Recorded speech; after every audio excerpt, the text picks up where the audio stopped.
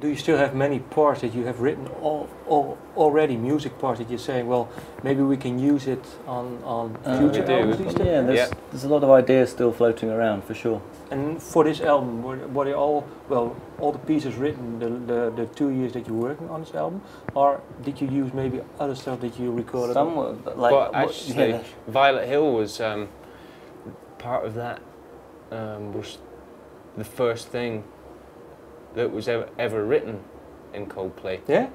Yeah, it was the first piece of music that Johnny and Chris ever played me, actually.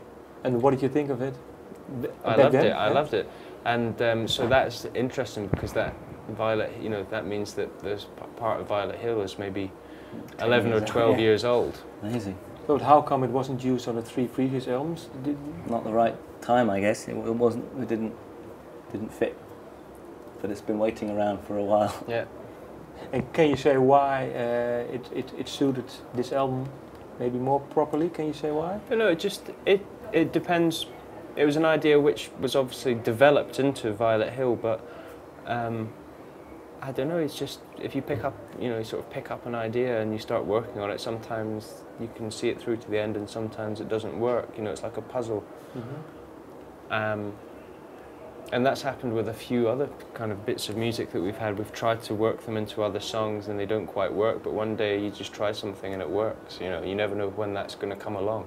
And how does it work then? You have those ideas while playing and rehearsing, or is it that you go home and someone says, well, hey, I remember this piece that we wrote back then and maybe we can combine it? Or do you actually have them lying around maybe waiting? No, they're all just up there. Okay, you know, they're all in our heads really. And occasionally there are little bits that might have been recorded on a mobile phone, or you know, sometimes a little idea comes to someone's.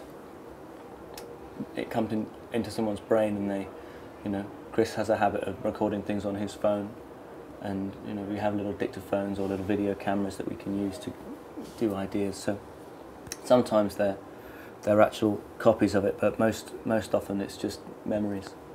As you're working relationship, well, the two of you, the rhythm section, has it changed with each album? Can you say that? Or? I'd say it's certainly got stronger as we have, you know, as we've been playing together for greater periods of time. I think definitely there's, you know, progressively there's been a lot more, you know, strength from the rhythm section in our albums, whereas they were obviously.